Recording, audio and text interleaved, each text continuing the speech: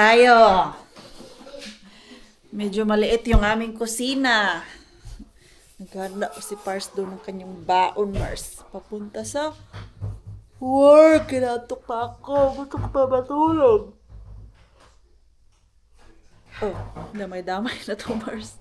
Kaya lang, may panira ng araw, Mars. Si Aling Melvin Mabulwak. Kaloka naman to. Ito, kahapon lang to napansin ni Ate Julie na comment. Panira talaga siya, Marce. Sa lahat-lahat ng sinabihan niya, ako pa talaga. Pinakita mo naman dyan sa kanya, pupuntahan yan naman. Lahat ng mga kaibigan mo. Si Queenie lang talaga yung pakiramdam ko na hindi totoong kaibigan. Uy, ginoo ko. Kakatakot naman to, Mars. Si Maring Melvin. Ito, nagtatago to sa ibang account. Lalaki, babae man to, Mars. Tapos yung ginamit niyang account is panlalaki. Parang pakitang tao lang ba? Para lang sa akin nakakainis yan si Queenie. Bakit ka naman naiinis sa akin, Mars? Hindi naman kita pinipilit na magustuhan mo ako. Nakakaloka ka lang talaga. Plastic kasi eh. Pa talaga sinabihan ng plastic, Mars? Seryoso ba talaga to siya?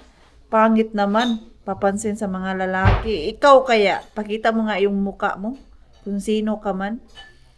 Mapanglait ka na tao. Alam mo yon. Sana haplusin ni Lord yung puso mo na huwag magsabi ng masama sa ibang tao, yung manghusga, na pangit siya, mataba siya, kung ano-ano pa yan. Dahil words carry a lot of weight than action. Alam niyo po yan? Yung action ng isang tao, pag sinuntok ka, nagkapasa, mawawala yan siya, Mars. Pero once na nagsabi ka ng masama na salita sa ibang tao, hindi mo alam na may masamang, na hindi maganda yung araw ng isang tao, tapos dadagdagan mo pa, mga ganyan ay nababasa. So, mas lalo mong sinisira yung araw ng isang tao na minsan napupunta na sa stress, sa depression, di ba? Kaya ikaw, sino ka man, Melvin, kung nagsasabi ng kung ano-ano sa akin, okay lang. Sabihan mo ako pangit, sabihan mo ako plastic, pero hindi mo ako kilala personal. Nakikita mo lang ako sa vlog. Bakit mo sinasabi na plastic ako? Kasi ba, hindi na ako masyado pumupunta doon sa city. Hindi na ako nagpapakita sa mga friends ko. Bakit, Mars? Kailangan po ba talaga every day ako pupunta doon? Every week ako pupunta doon para sa mga kaibigan ko? Pag lagi ako doon sa kanila, hindi ako magtatrabaho. Babayaran ba nila yung bills ko? Hindi naman, di ba? May kanya-kanya kaming buhay. Kasi sila may bills din silang binabayaran.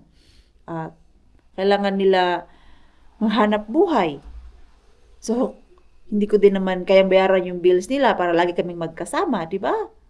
May kanya-kanya kaming buhay, Mars, na hindi ko na priority talaga yung punta dito, punta doon. Hindi gaya dati na estudyante pa lang ako na 3 times lang akong pumapasok sa work ko at yung 2 days ay nag-aaral ako. Nung time na yon, madami talaga akong time kasi wala naman akong ginagawa dito sa bahay. Wala akong negosyong hinahawakan. Vlog lang meron ako, mixo, bahay, pag-aaral. Pero ngayon, may negosyo akong hinahawakan. May mga customer na dapat asikasuhin ko. May regular work akong tinatrabaho na hindi ko basta-basta absenan lang dahil gusto ko gumala, gusto ko kitain yung mga kaibigan ko. Yung mga kaibigan natin, totoo ang mga yan pag naintindihan tayo na hindi tayo basta-basta makakapunta sa kanila kasi may priority tayong inuuna. Yan ba sinasabi mo na plastic dahil hindi ko na nagagawa ko dati na almost every week. Alam ko po yun dati na nung nag-umpisa ako mag-vlog, almost every week ako doon, Ate Julie. Kasi wala naman talaga akong masyadong ginagawa dito, Mars. Konti lang yung trabaho na ginagawa ko. Ngayon kasi, yung pahinga ko na lang is yung 10 p.m. to 6. Yung tulog na ako, Mars. Yan lang talaga yung aking pahinga. Kaya nga minsan, hindi ko na nare-replyan masyado yung mga nagchat-chat sa akin sa Messenger. Kasi nababasa ko yung message. Tapos pag may ginagawa ako, nakakalimutan ko replyan. Tapos minsan, pag may free hours ako, doon ko na nahawakan yung cellphone ko. Tapos aalala ko, ay, hindi ko pala to siya na-replyan at kailangan ko replyan. Kaya, iyon ang rason kung bakit hindi na ako masyadong nakakapunta sa city. At kung plastic ang tingin mo sa akin para sa mga kaibigan ko, like especially kay Julie, Who's mommy? kung naalala nyo po nung sumali siya sa Mrs. Universe, sinamahan ko siya, sarili kong pera ang ginamit ko. Nag-absent ako sa work for almost 1 week para lang samahan siya. Yun ba yung tinatawag nyo na plastic? Ano? Bye-bye. Bye-bye. Handang umabsent, handang gumastos para lang sa kaibigan. Tanungin kita, Mars, bakit mo nasabi na plastic ako? Nasaktan lang talaga ako, kaya ako to pinatulan. Kasi may mga taong nagja-judge agad. Hindi nyo naman kilala sa personal, nakikita nyo lang sa vlog. Yung vlog namin, hindi naman talaga yan whole day na nakikita nyo yung ginagawa namin. Konti lang yung nakikita nyo sa vlog namin, like ngayon, 25 minutes, 30 minutes, minsan 40 minutes. At lalo na pag nagkakasama kami ng mga kaibigan ko, like yung Team Bulabog, hindi naman whole night kaya namin i-vlog yung mga pinag-uusapan namin, pinaggagawa namin. Kasi yung iba nagkakaraoke at minsan meron din yung mga private words na hindi na kailangan ipalabas sa vlog namin. So, ang nakikita nyo lang is yung mga clip video na lang talaga, mga Mars. Pero yung sasabihin mo na plastic ako, na hindi mo naman talaga ako nakakasama. Alam niyo po ba, isa sa ugali ko na once hindi ko gusto yung tao, hindi ko kaya makipagplastikan na, makipagtawanan, makipagkita, makipag-coffee, makipag-lunch. Once hindi ko gusto yung isang tao, Mars, hindi ko papansinin. Sabihan na akong maldita, pero meron naman po tayong ganon na first kita natin sa isang tao, feeling natin hindi natin to gusto. Parang iba yung bigay sa atin na energy. So, once may na-meet akong bagong mga Pilipina, and then parang first nyo palang meet, dami ng sinasabi, yung parang mabunganga na, and then yung tawag niyan, mayabang na. Di ba meron yung mga ganun, Mars, na ang yabang-yabang nito, ngayon mo palang nakita, nagyayabang na sa mga na-achieve niya, sa nagawa niya, yung mga ganyan. Hindi ko gusto masyado yung ganyan, Mars. Kaya, iniiwasan ko yung mga ganyang klaseng tao na feel ko mayabang sa simula. Hindi ko na i-chat. Bahala na sabihan mo ako plastic or ano. Pero pag ganyan, ang isang tao hindi ko na babalikan. Nasaktan lang talaga ako dito sa isang ano to. Alam ko sasabihin nyo na huwag ko napansinin. Pero minsan kasi below the belt na rin yung mga sinasabi ng iba dito para lang manakit ng damdamin ng tao. At advice ko lang po sa inyo, pag ganyan, wag nyo na lang pong i-comment kasi hindi nyo alam, meron sa isang tao, hindi nyo alam, pagkagising niya may problema na pala siya, tapos nabasa nyo yung comment niya na hindi rin maganda, parang nagbibigay bad impact sa atin, di ba? Gaya sa akin, Mars, kaya ko to siya napansin, nasaktan ako kasi alam mo yung whole day akong nagtatrabaho, whole day busy ako, tapos pagod na pagod ka na, and then may mababasa ka pang ganon na hindi maganda, tapos i-judge ka pa. Kumbaga sa isip ko, bakit may mga taong ganito na hindi naman nila ako kilala talaga personal, pero kung makapag-judge kung ano-ano na lang yung sinasabi, di ba? So, sasabihin ka pang papansin sa mga lalaki. Paano nyo naman po nasasabi na papansin ako sa mga lalaki? Bakit?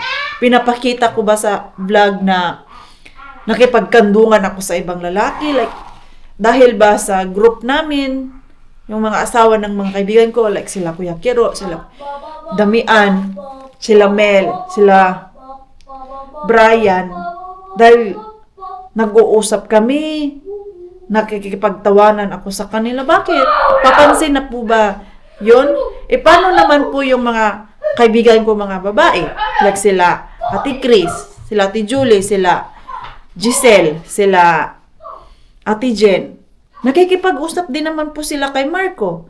Tuwing nakikita nila si Marco, hinahag nila si Marco. Sa akin, wala po yun siya, Mars. Because I'm open-minded na okay lang. Wala akong iniisip na mali. It's open. Kasi sa culture ng mga Finnish, instead na yung magmano ka, ang respeto dito is yung mag-hug ka pag nakita mo yung tao. So, hindi ko talaga magets na once hinag ko yung mga kaibigan kong lalaki, like sila Kuya Kiro nga, masama na para sa mga kababayan natin, mga Filipino. Alam mo yung, bakit niya hinag? Ano meron? Which is very normal. Pag nag-hug tayo sa ibang lalaki, like asawa ng kaibigan natin, malandi na tayo, nagpapapansin na tayo. I really don't understand talaga yung isip ng mga Filipino once na nakipag-hug ka sa asawa ng kaibigan mo. Hindi ko po talaga magets. Bakit? Anong meron doon? Bakit pag ginawa ko yun, sasabihan na ako or pinag-iisipan na ako malandi, nagpapapansin sa mga lalaki? Kasi alam niyo po ba, yung isang kaibigan namin, hindi ko na i-mention. Ito, bumalik na naman siya sa isip ko na trauma talaga ako dun sa isang kaibigan na yun. Kasi yung kaibigan na yun dati, yung ex-friend na yun dati, nakikipag-usap ako sa asawa niya. Tapos, hindi ko alam kung ginawa niya yun para siraan ako sa iba or purpose niya yun. Hindi ko talaga alam.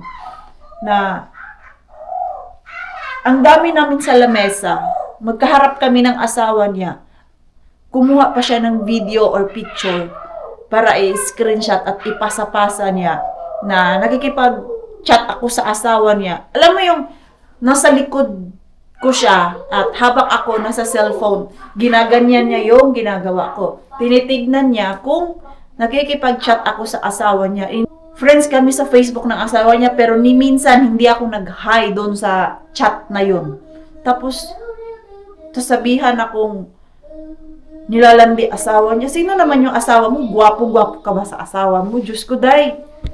Hindi ko pinangarap ang makapangasawa ng Pinoy para malaman nyo lang po. Ang pangarap ko po talaga is foreigner. Kasi naranasan ko na yung makipagrelasyon sa Pinoy 2 beses at puro failed at mga babaero. Kaya after nung 2 kong naging nobyo, hindi ko na pinangarap ang Pinoy na papangasawa. Kaya lumipat ako sa foreigner at sobrang saya ko kasi sobrang swerte ko sa asawa ko ngayon. Tapos yung time na yun, grabe yung iyak ko kasi ang naisip ko, hindi yung sarili ko. Mas inisip ko yung iisipin ng asawa ko. Pag nalaman niya na ganito, nag-away kami kasi iniisip niya, nilalandi ko yung asawa niya. Alam mo yung pag hindi matino yung utak ni Pars. Siguro isipin niya na, ay, ganun pala ako pag wala dito sa bahay. Sobrang thankful ako kasi nung lumabas yung issue na yon, grabing iyak ko. Galing sa city, pauwi dito sa bahay. Ang una kong ginawa, nagsabi ako kay Pars, hindi ko kinip yun. Sabi ko na ganito, na ginagawan ako ng story. Nakipag-flirt ako sa asawa niya. Alam niyo po ba kung ano yung reaction ni Pars na whole night, yun yung iniisip ko, is yung reaction niya. Tinawanan niya lang yung issue na yun. At hinag niya ako, sabi niya, kilala kita, hindi ka ganyan. Kung may galit yan sa'yo, kaya niya ginawa. Pero, as asawa, alam ko, hindi mo yan kayang gawin. Kaya nga minsan, napapaisip na lang ako na bakit yung ibang tao, laging sinasabi na malandi ako, tapos nagpapapansin sa mga lalaki. Minsan lang kasi yung mga ganun na words, medyo masakit po talaga siya. Doon ako natitrigger pag sinasabihan ako na, ang landi-landi mo. Kasi, may asawa ako at yun yung una kong iniisip, yung reaction ng asawa ko na itong issue na to makakasira sa marriage namin. At yung marriage na yun na sobrang iningatan ko na hindi kami mag-away, maghiwalay, tapos may issue na ganyan, and then yung trust ng asawa ko mababawasan dahil dyan sa ginawa ng isang tao na dahil gusto ka lang siraan. Kaya nga yung action mas madaling mag-heal kumpara sa mga words na sinasabi mo. Yun nga kasabihan na it's easy to forgive but it's not easy to forget. Alam mo yung pag may narinig ka na, ganyan, naiisip mo na naman yung nangyari sa'yo, yung mga words na sinabi sa'yo na nakipaglandi ka dun sa asawa niya, ganon. Medyo nasaktan talaga ako. Kahit ngayon, no, hindi ko in-expect na iiyak ako, masasaktan ako na ikunento sa inyo. Kasi hanggang ngayon, nasasaktan pa din naman ako sa story na yon na sinabihan ako nakikipaglandi sa asawa niya. Kaya, next time, kung sa isip nyo malandi ako, i-keep nyo na lang po. Huwag nyo na lang po sabihin kasi yun yung words na parang matitrigger talaga ako, mga Mars. Nasasabihan nyo akong malandi. Na, alam mo yun, sobrang pagod ko. Tapos, wala naman akong ibang ginawa. And then, di ko magets. Bakit kailangan sabihan ka ng isang tao na papansin sa mga lalaki? O di next time, Mars, hindi na ako magkikipag-usap sa mga lalaki. Ano na lang, lumayo kayo sa akin para walang masabi ang ibang tao na ang landi-landi mo. Hoy, ang aga-aga, Mars, umiiyak ako. May trabaho pa ako, Mars. Very late na yung ating upload and diretso na naman si Maring Queenie sa customer. May customer kasi ako na regular at gusto niyang makisuyo sa akin na ako yung mag-grocery. So, malapit lang naman ako sa hotel. Ano nga yung door niya, ha? Where it is? Ayun. Okay. Duduling si Maring Queenie.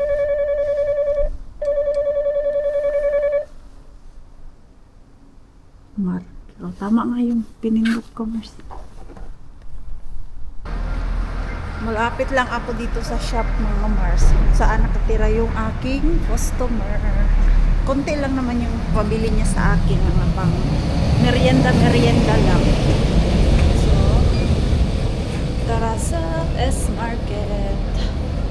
Naghagdanan na tayo, may elevator naman, pero dahil active si Maring Queenie, naghagdanan tayo. Hindi ko na kayo isama, Mars, kay baka masita na naman ako dito ng guard. nakapag-grocery na ako, Mars. Lalakad na lang ako dun sa bahay ni customer. Malapit lang naman. Aray. Pwede naman ako maglakad, Mars, kasi andun lang naman ako. Kaya ang lamig-lamig pag maglakad. So, isang oras lang ako dito sa kanya. Yun lang yung aking trabaho ngayon. May ibang trabaho sa Maring Queenie ngayon. Grocery delivery sa ating customer. Kay kawawa yung balikat niya. Namamaga pa, Mars. At hindi niya daw magalaw. Meron namang pumupunta na nurse 2 beses sa isang araw, morning and afternoon, para ibigay yung mga gamot niya. Tapos na ako, Mars. I'm done. Ang tamis naman ng grapes na nabili ko sa kanya, uy. Parang gusto ko tuloy bumili para sa amin. Ang tagal-tagal na din kaming di nakakain ng grapes. Bago ako uwi, Mars, pupunta muna ako doon kay Lani. Kasi ang mga girls, nag-cruise sila ba? Helsinki to Sweden. 3 nights. Hindi, 3 nights. 2 nights lang, mga Mars. Monday sila umalis. Bumalik sila kanina umaga sa Helsinki. At ewan ko ba bakit nag-crave ako ng tom yum na sabaw. Hindi ko alam kung meron pa yan dito sa Kotka. Makabili ako niyan isang beses sa Thailander na restaurant. Maliit lang siya na restaurant. Wala na kasi yun eh. Van lang naman yung tinitindahan niya. Matagal nang wala yun dun sa malapit sa Pasate.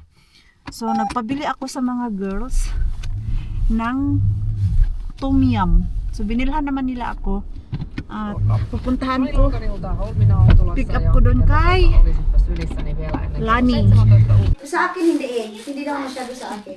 Iba naman kasi yung chili ano mo. Kaya nga i-label. Pero parang hindi naman. Ay, iba yung tom yum niya. Ganyan naman yung kami.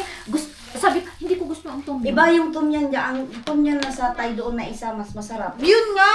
Hindi yan. Wala na kasi yung sa Turin, day. Malamig kasi pag Pag summer andyan siya. summer tsaka ano, pag kaya na niya nang buksan yung, syempre minus 20 ba naman? Van kasi yung lutuan Grabe niya. Doon ako nakain. Pag tom yum yung soup, halimbawa sa buffet, Masarap yung natikman ko dyan. Masarap din ako kakain sa kanya. Tapos mura lang din naman. Tapos ano ba yung nabili ko dati? 13 lang yan, 17 doon. Eh syempre, mura lang.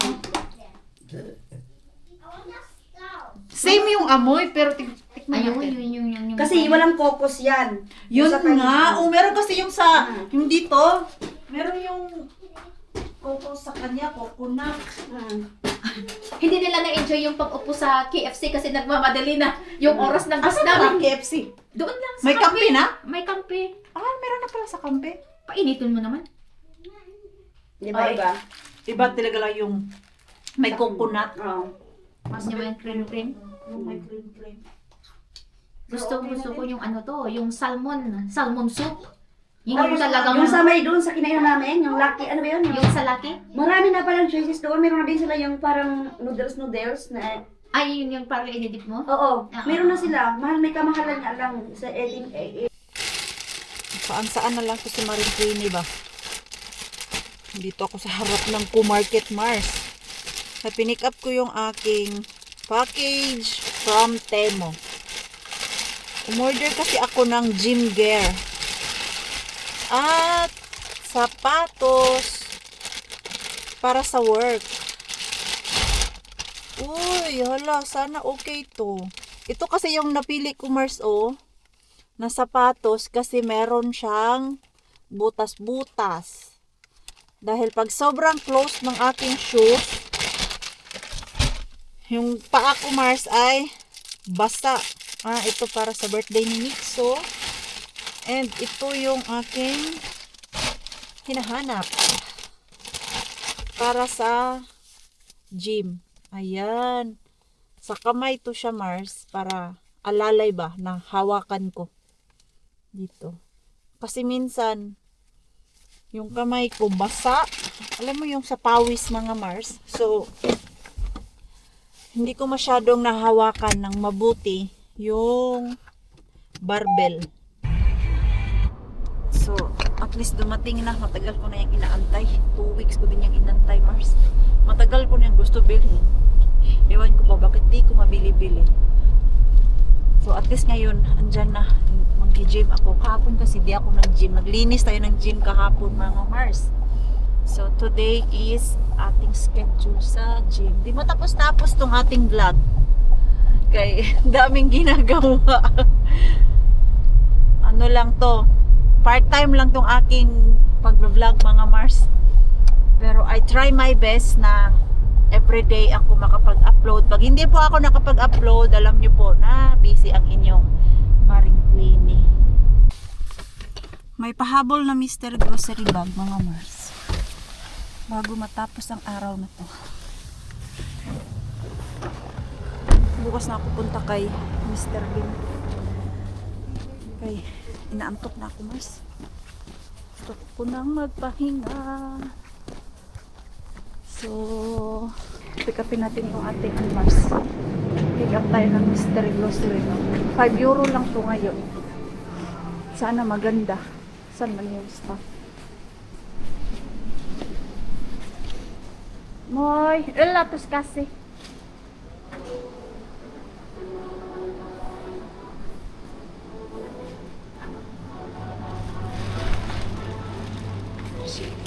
Pitas. Hala.